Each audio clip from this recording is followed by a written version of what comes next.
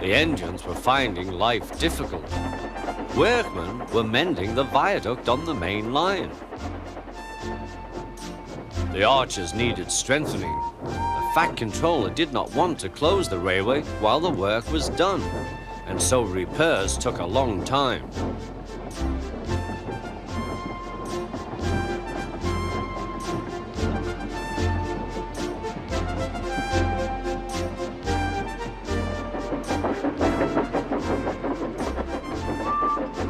The engines had to take great care when crossing the viaduct, and the delay often made them late on their journey to the junction, where they knew Thomas would be ready to collect his passengers.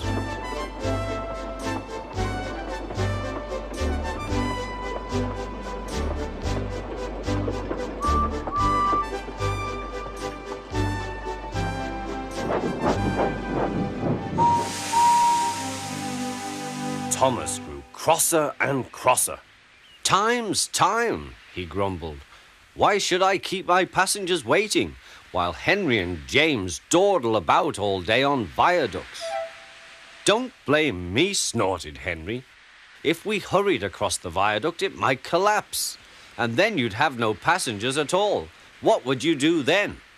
"Run my train on time for one thing," retorted Thomas. He hurried away before Henry could answer.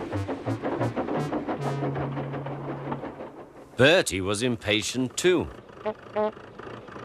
He was timed to arrive just after Thomas. His passengers found that instead of going straight from the bus to their train, they were kept waiting till Thomas arrived. Soon Bertie grew cross with Thomas. "Late again," he remarked, as Thomas panted wearily in.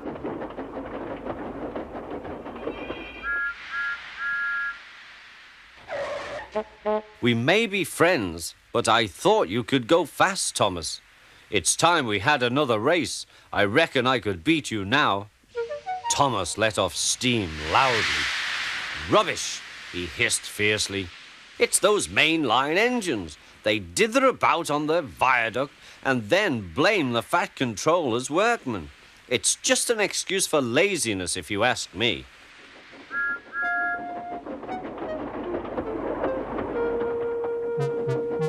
One day, James was later than ever at the junction.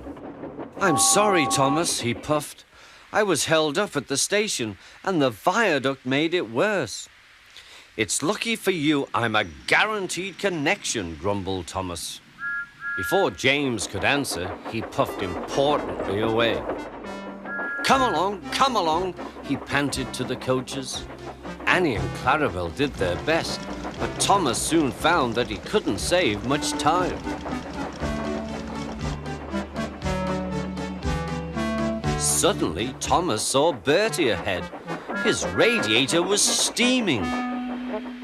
"What's the matter?" asked Thomas. "You should be at the station by now. You're late." "I feel dreadful," moaned Bertie. "All upset inside, and driver says he can't make me better." "Thank goodness you're late too. Can you take my passengers, please? They'll never get home otherwise." "Of course," agreed Thomas. He now felt sorry for Bertie and promised to get help at the next station. Thomas set off again. Already he felt much more cheerful, and Bertie's passengers, travelling in Annie and Clarabel, all reached home safely.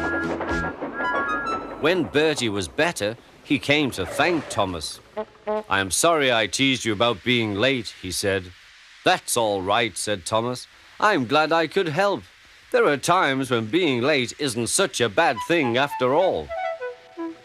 With a last cheerful greeting, the two friends went back to work.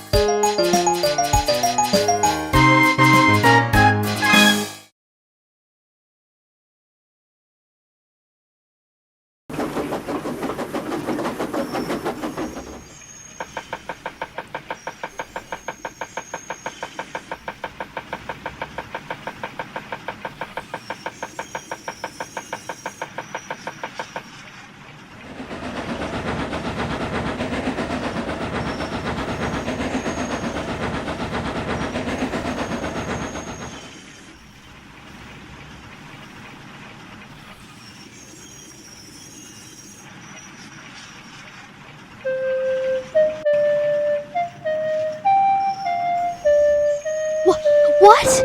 Oh, what? No, I have to tell the others.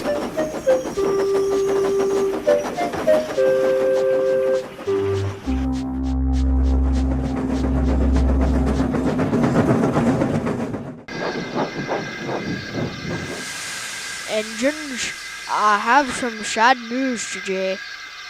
Michelangelo has passed away. He was a very, very useful narrator who narrated from season 3 to season 17. May you rest in peace, Michael. May you rest in peace.